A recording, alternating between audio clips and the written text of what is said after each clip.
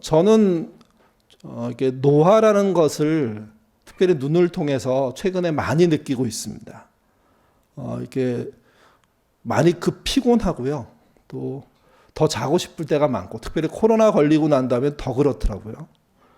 그러니까 눈이 침침하다 이런 걸 잘 몰랐는데 그런 것이 이렇게 심화되니까 이 침침한 정도가 아니라 눈이 어두워지는 거구나. 그러니까 전에는 멀리 많이 보이던 게 점점점 이렇게 줄어드는 거죠, 이게. 그러니까 줄어들게 되면 겉으로 보는 게 멀리 보는 것만이 아니라 가까이 보는 것도 문제가 생겨요.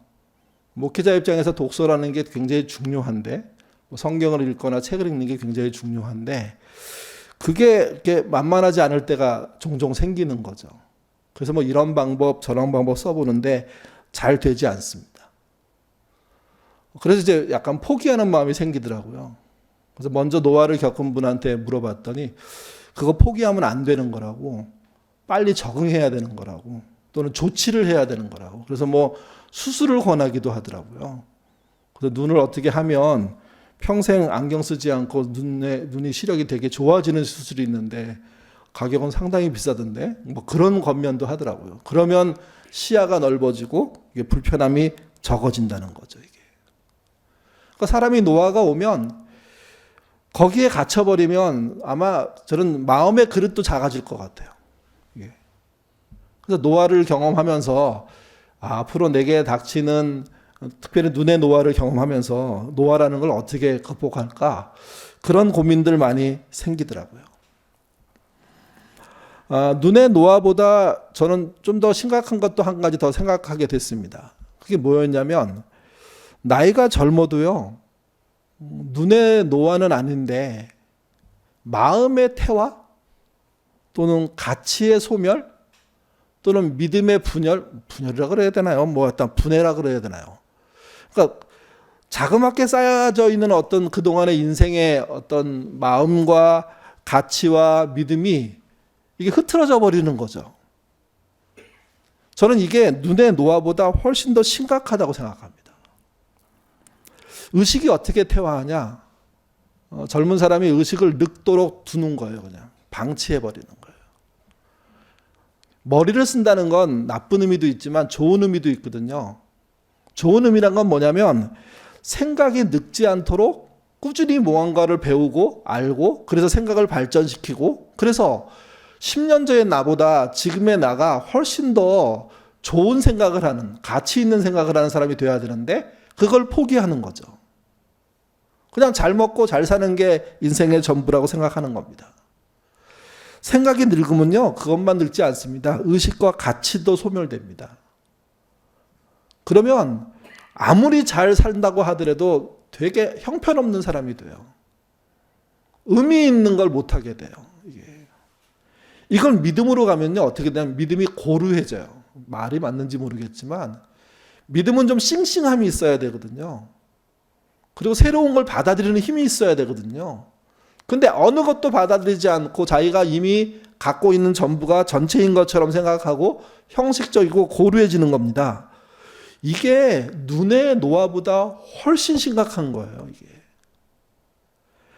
나이가 젊음에도 불구하고 의식과 가치와 믿음이 떨어지면 젊음이 아니죠, 사실은요.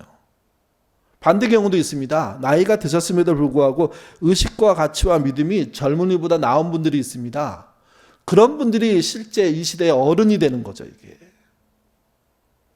노화를 생각하면서 사람이 눈의 노화가 오니까 시야가 좁아지고 생각이 좁아지는 거, 이거 조심해야 된다. 그러니까 나이 드신 분들은 여기서 깨어나려고 해야 돼요. 반대로 젊었음에도 불구하고 눈의 노화보다 더 심각한 노화들이 내게 일어나고 있다면 이걸 부수는 게 믿음이죠. 여기서 일어나는 게 믿음이죠, 이게. 여러분, 나이 드셨다면 의식, 가치, 믿음의 넓은 시야를 확보하도록 사셔야 됩니다. 좀 넓어지는 삶들이 우리 교우들한테 많이 일어났으면 좋겠습니다. 내 의견 하나 가지고 계속 밀어붙이는 사람이 아니라 나랑 반대되는 의견도 기꺼이 들어주고, 그 의견이 좋은 점이 뭘까 생각할 줄 아는 믿음으로 한 걸음 더 나갈 필요가 있는 거죠, 이게. 젊은이들에게도 부탁을 드립니다. 시야가 좁아지지 않도록 사십시오.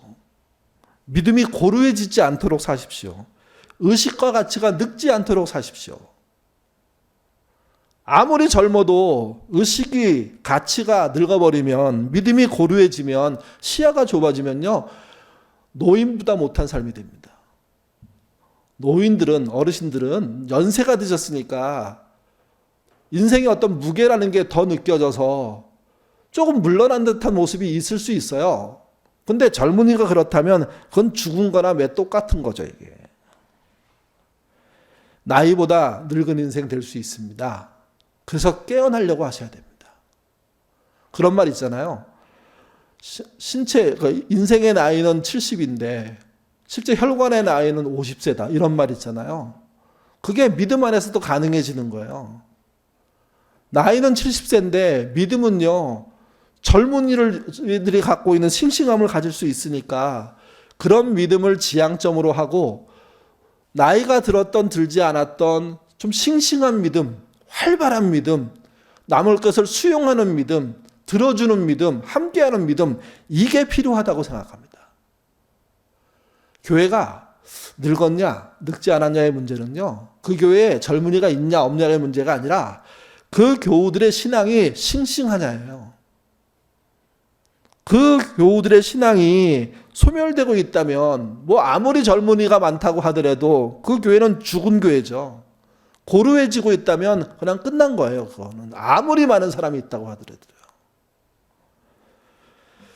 이삭은 어려서부터 큰 사건을 경험한 사람이었습니다. 아버지가 어느 날 제사 드리러 가자고 해서 갑자기 끌려갔죠. 그리고 제사 준비를 다 끝내고 난 다음에 아버지는 이삭을 제물로 바치려고 그를 결박했습니다. 그리고 죽이려고 했습니다. 아시는 것처럼 다행스럽게 하나님이 그걸 막으셨죠. 근데 여러분, 그 어린 이삭에게 그 당시에 그 사건은 상처가 안 됐을까요? 상담을 하면 이런 경우가 있어요. 어렸을 때 아버지가 너무 폭력적이에요.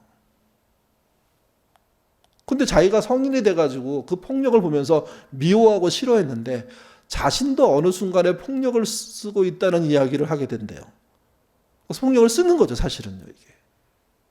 그러니까 아버지가 제일 싫었고 제일 미웠는데 아버지를 닮고 있는 자기를 보니까 미치겠는 거예요. 근데 현실에서는 그 미치겠는 상황들이 벌어지고 실제 자기는 폭력을 쓰고, 그게 아버지가 미웠는데 아버지를 닮은 사람이 되는 것은 그 아버지가 자신을 때렸던 게 상처가 됐는데 그 상처가 다른 사람에게 상처를 주는 일로 커지고 있는 거예요. 성경의 이삭은요, 이게 물러서는 사람입니다. 우물을 팠는데 이거 뺏으면 그냥 주고 딴 데 가서 또 우물을 파죠. 그래서 이삭의 우물이라는 유명한 이야기가 있죠. 물러나고. 왜 그럴까? 평화를 좋아해서? 사실 생각해 보세요. 내가 만든 우물이고 내 소유라면 힘이 약해서 뺏길 수는 있겠지만 어떨 때는 권리를 주장해서 내 거라고 찾아올 때도 있어야 될 거 아니에요. 근데 이삭은 아버지가 함께 제사를 드린 사건 이후로부터 계속해서 뭔가 이게 물러서고 작아지고 좀 뭐라고 그래야 되나요? 믿음의 조상치고는 믿음이 별로 없는 그런 모습으로 축소돼요. 그러다가 그가 137세가 됩니다. 그때 그가 한 말이 있습니다. 창세기 27장 1절에서 2절입니다. 같이 읽겠습니다. 이삭이 나이가 많아 눈이 어두워 잘 보지 못하더니 맏아들 에서를 불러 이르되 내 아들아 하매 그가 이르되 내가 여기 있나이다 하니 이삭이 이르되 내가 이제 늙어 어느 날 죽을는지 알지 못하니. 자기가 죽음을 직감한 것 같아요.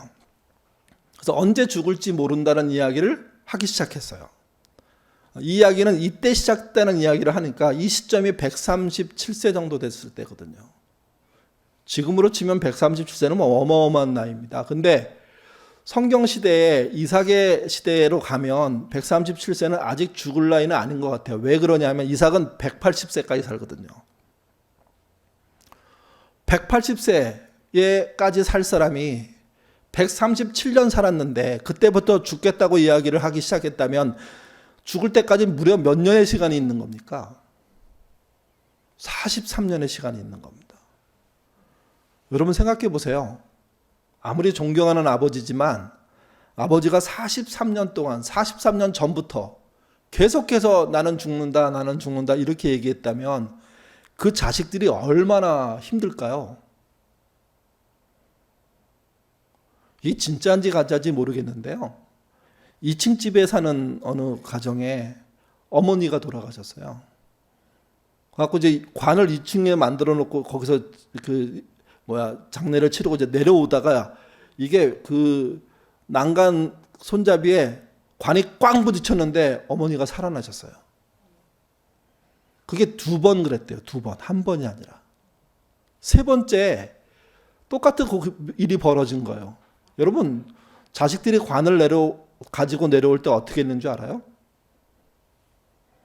모든 가족이 절대로 난간에 관이 부딪히지 않도록 신경에 신경을 쓰고 조심해 조심을 하면서 내려왔대요. 살아나시면 안 된다고 생각하는 거예요. 아무리 부모지만 죽음을 가지고 이런 일들이 벌어지면 자식도 지겨워질 때가 있어요. 사실은요. 그게 자식의 한계죠. 인간의 한계기도 슬픈 얘기긴 하지만. 근데 내 아버지가 돌아가시기 43년부터 나는 죽는다, 눈이 어두워서 아무것도 안 보인다, 얘 뭘 해달라 계속 얘기하면 그 자식들은 어떻게 견딜까요? 금방 읽은 27장 1절 2절에 보면 이삭이 자기를 표현할 때 쓰는 말이 있어요. 거기에 내라는 단어예요. 내가. 어떤 말이 있냐면 이삭이 나이가 많아 눈이 어두워 잘 보지 못하던, 이건 상황 설명이죠. 맏아들 에서를 불러 이르되 내 아들아. 틀린 말이 아니에요. 에서는 자기 아들이에요. 그가 이르되 내가 여기 있다 하니 이삭이 이르되 내가 이제 늙어 어느 날 죽을지 알지 못하니. 그러면서 자기 얘기를 쭉 풀어가요. 그때 등장하는 말이 뭐냐면요, 내가 이래서 너한테 이걸 부탁하고 내가 이러기 위해서 너는 이것을 해야 되며 내가 이러기 위해서 너는 이렇게 움직여라 하는 이야기를 쭉 해요. 이것을 좀 어려운 말로 하면 I 센텐스라 그래요. I가 주어가 되는 문장. 이삭이란 존재가 너, 가족, 아내, 주변 상황 이걸 전혀 못 보고 있다는 것을 문장을 읽으면 그냥 느낄 수가 있어요. 자기밖에 모르는 거예요. 왜? 자기가 죽을 것 같으니까. 사람이란 존재가 이 정도 되면 여러분 이 상황이 가족 전체를 힘들게 합니다. 우리나라 지금 100세 시대잖아요.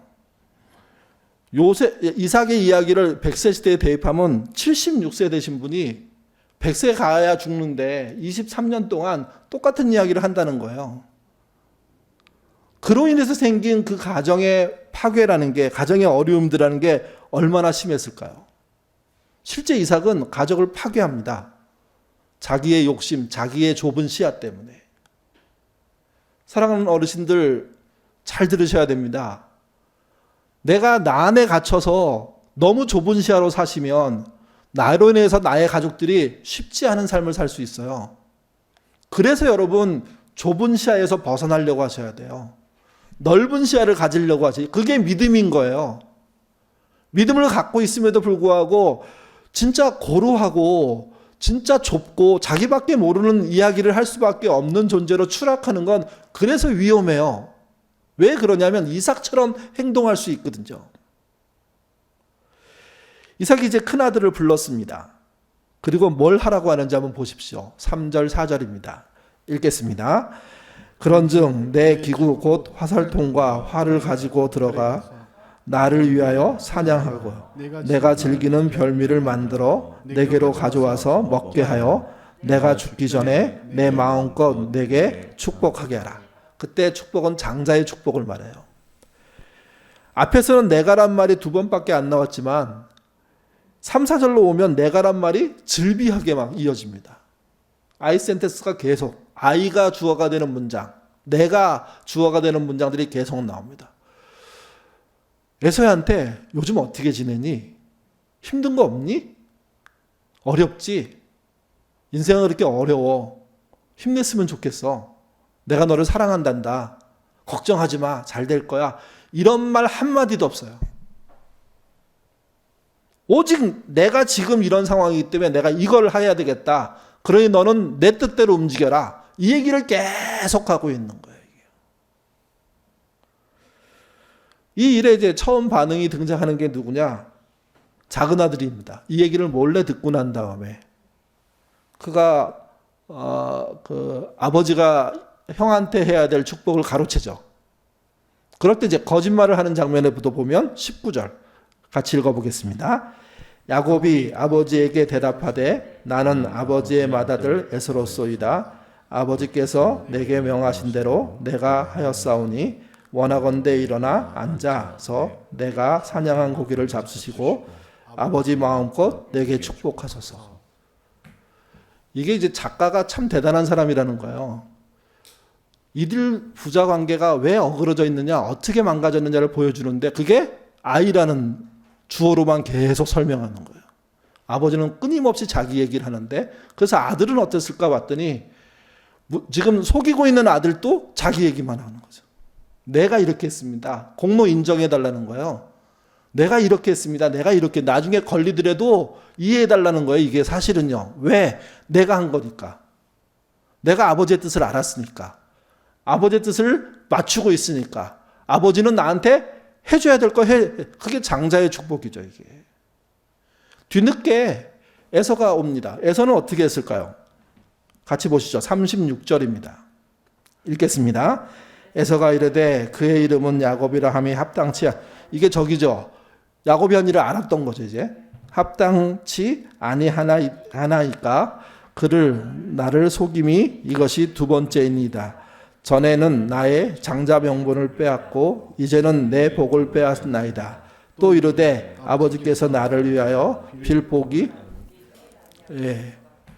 얘도 똑같아요. 얘라 그러면 안 되죠. 이분도 똑같아요. 오직 나예요. 오직 나. 여러분 이게 영적인 어둠이에요. 영적인 어둠은 사탄이 막 이렇게 장악하고 막 주술이 장악하고 그것도 영적인 어둠이죠. 근데 평범한 가정에서 벌어지는 영적인 어둠이 뭐냐? 가족 모두가 오직 자기만 보는 거예요. 자기 입장에서만 생각하는 거예요. 나밖에 모르는 거예요. 아버지가 그렇고 작은 아들이 그렇고 큰 아들이 그렇고 심지어 아내도 그래요. 엄마도 그래요. 다들 내가만 얘기해요. 그런 집이 영적으로 어두운 집이에요. 가족이 모이면 어땠어? 잘 지냈어? 밥은 먹었어? 힘들지? 아이고 잘했네. 고마워. 네가 있어서 내가 힘이 나. 뭐 이런 대화들이 막 오고 가면서 서로가 서로를 인정해주고 서로가 서로 품어주는 모습들로 막 해서 이게 그냥 가족의 우정이라고 표현하면 될까요? 그런 게 생겨나야 되는데 이 집은 그러지 않아요. 처음부터 끝까지 나예요. 나만을 위해서 네 명이 살고 있는 거예요. 그러니 돌아가신다는 아버지의 그 입장이 이해가 안 돼요. 저분이 왜 저럴까? 이거 눈이 어두워져서 그러네. 그러면 어떻게 도울까? 그러면 형제가 모여서 엄마랑 자녀들이 모여서 아버지가 눈이 안 보이시니까 이렇게 생각하시는 것 같아. 이걸 어떻게 극복해 줘야지 하는 대화를 해야 되는데 그런 대화가 안 나타나요. 아무데도. 오직 나만 지배하는 이게 영적으로 어두운 거예요. 이게요. 가정적으로 불행한 거예요. 이게요. 여러분 이 집만 그런 게 아닙니다. 엘리 대제사장 집이 그랬죠. 결국은 다 죽잖아요. 한밤에. 다윗은요. 자기 욕심에 빠져갖고 잡혔을 때 성폭력을 일삼고 살인교사를 하고 충성스러운 종들을 부하들을 죽이는 일들을 하지 않습니까? 그러니까 나에 빠졌으니까 내 입장만 생각하니까 가룟 유다는요. 자신이 쓸 재물만 생각하니까 예수님을 은삼십에 팔아버리는 거예요. 성경의 영적인 어두움은 뭐 신앙적인 어두움이고 뭐 여러 가지 얘기할 수 있지만 가장 큰 일반적인 어두움은요. 나밖에 모르는 사람이에요. 나밖에. 인간관계에서 똑같아요. 남의 이야기를 듣지 않아요. 왜 저렇게 생각하지? 아, 그래. 일리 있네. 아이, 그건 아니야. 틀렸어. 내가 생각에는 아닌 것 같아. 이렇게 서로 주고받는 대화를 해야 되는데 내 생각이 안 맞으면 싹 잘라버리고 내 생각은 강요하고 그러면 그분이 영적으로 어두운 거예요. 젊은이들은 자기 시대에 새로 발견된 것이 모두 옳다고 생각하지 않아야 돼요. 어른들이 하신 일에 대해서 인정해 주셔야 돼요. 그게 어둡지 않게 사는 거예요. 반대로 어르신들은 자기들의 경험이 절대적이라고 생각하지 않으셔야 돼요. 새롭게 세상에서 벌어지는 일들을 볼 줄 알아야 되고 그걸 받아들일 수 있어야 돼요. 네 편, 내 편, 이게 영적으로 어두운 거예요. 편 갈라서 싸우는 것은 사실은 인생 문화에서 가장 하급한 거예요. 근데 너무 잘하잖아요, 우리가요. 그래서 거기서로부터 나오셔야 돼요. 폭 넓게 되도록. 그래서 그런 게 있어야 돼요. 정치적인 성향이 다른 친구들이 있으셔야 되고요. 말과 습관이 다른 그런 관계들이 있어야 돼요. 그게 교회에서 이루어질 때 그 교회가 건강한 교회가 되는 거죠. 왜? 여러 가지 의견이 살아있으니까. 하나가 독점하지 않으니까. 하나님도 똑같습니다. 여러분, 여러분이 발견하신 하나님은 여러분이 발견한 한 만큼만 알게 된 하나님이에요. 넘어가질 못해요. 어떻게 넘어갈까요?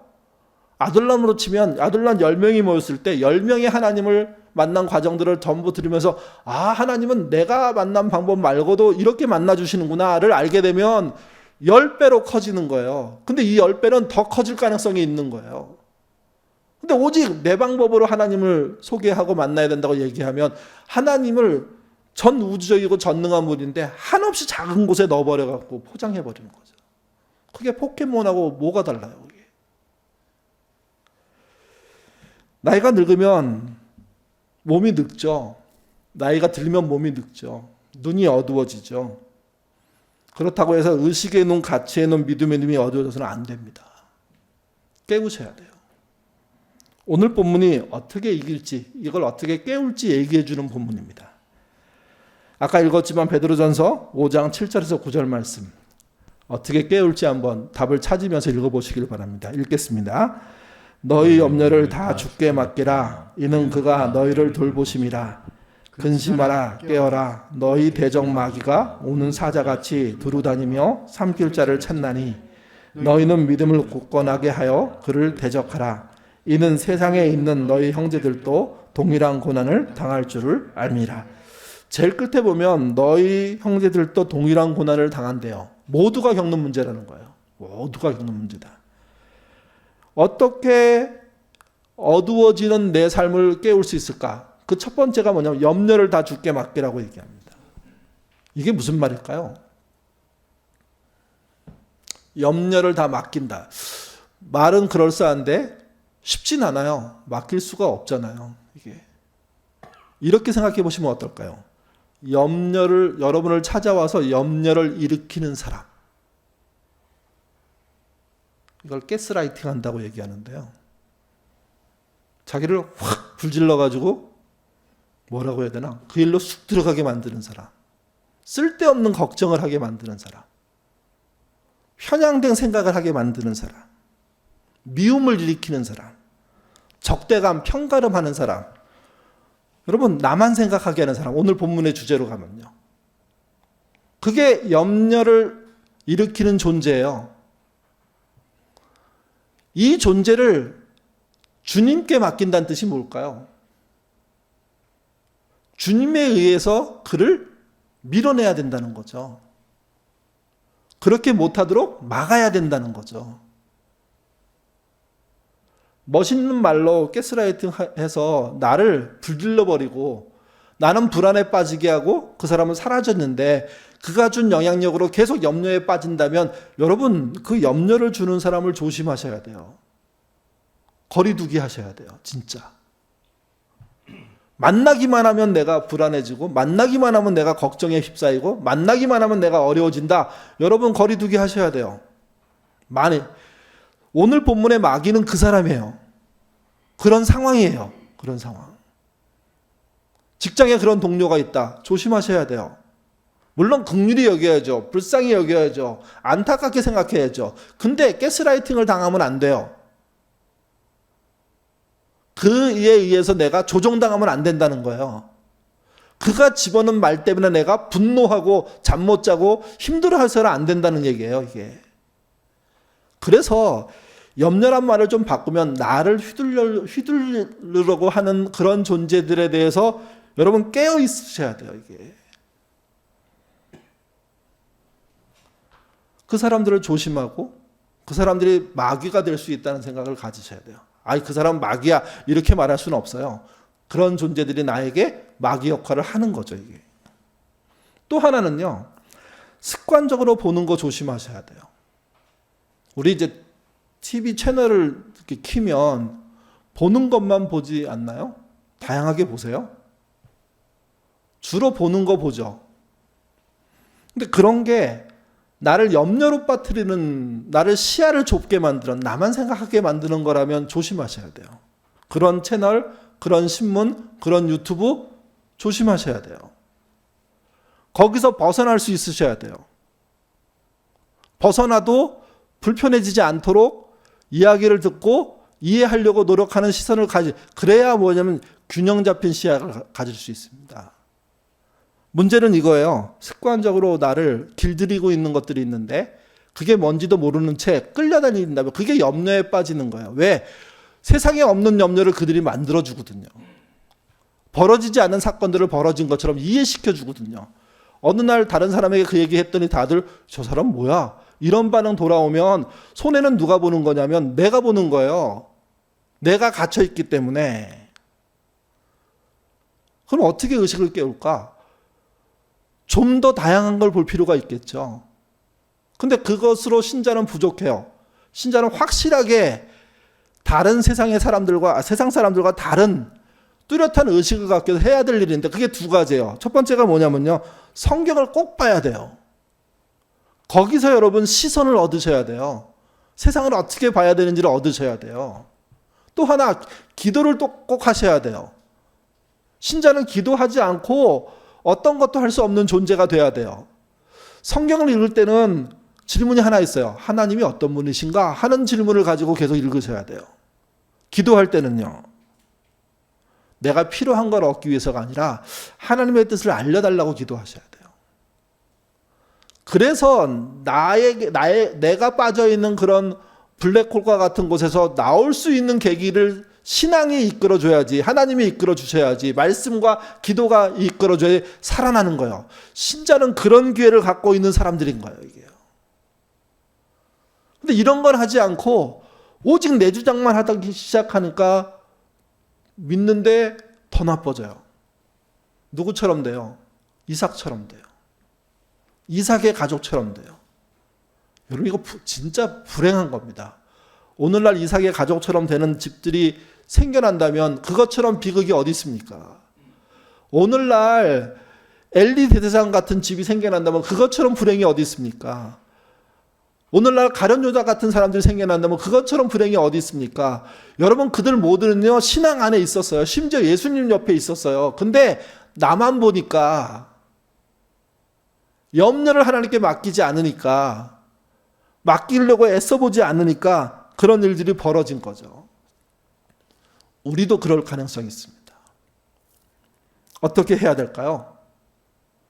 염려를 일으키는 사람들, 마음의 분열을 일으키는 사람들, 적대감을 일으키는 사람들, 편가르기 하는 사람들, 나만 생각하게 하는 사람들을 물리쳐야 됩니다. 대적해야 됩니다. 그 말씀이 10절에 나옵니다. 같이 읽겠습니다. 모든 은혜의 하나님 곧 그리스도 안에서 너희를 부르사 자기의 영원한 영광에 들어가게 하신 이가 잠깐 고난을 당한 너희를 친히 온전하게 하시며 굳건하게 하시며 강하게 하시며 터를 견고하게 하시리라. 그 견고하게 하시는 하나님이 베드로 전서를 통해서 요청한 게 뭐냐? 그게 금방 앞에 구절을 보면 대적하라는 겁니다. 염려를 일으키는 존재에 여러분 대적하십시오. 치고받고 싸우라는 얘기가 아니에요. 거리 두게 하십시오. 그래야 사십니다. 여러분의 시선을 편협하게 만드는 그런 언론이 있다면, 그런 사람이 있다면, 그런 관계가 있다면 멀리 하셔야 됩니다. 대적하셔야 됩니다. 그들이 여러분에게 사탄과 같은 역할을 하고 있기 때문입니다. 그렇게 대적하고 하나님 앞에 나아가서 말씀을 펴고 그분이 어떤 분인지 찾기 시작한다면, 기도를 통해서 하나님 뜻이 무엇인지 묻기 시작한다면 그 사람에게 벌어지는 일이 있는데, 그게 무엇이냐? 잠깐의 고난을 넘어서서요, 온전하게 하시는 일들, 굳건하게 하시는 일들, 강하게 하시는 일들, 견고하게 하시는 일들이 벌어질 거라는 거죠. 우리의 강력함은 하나님으로 인해서 이루어져야 됩니다. 그 일을 하라고 베드로는 권면하는 겁니다.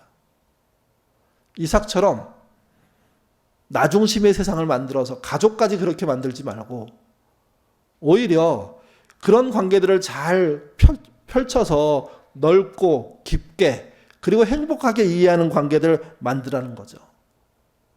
그리고 그러기 위해서는요, 염려를 일으키는 존재에 대해서 냉정하게 한번 찾아보십시오.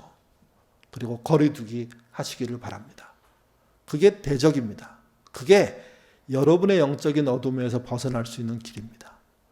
그 길에서 나오기 시작할 때 여러분은 온전해지실 것이고, 굳건해지실 것이고, 강하게 될 것이고, 여러분의 터는 견고할 겁니다.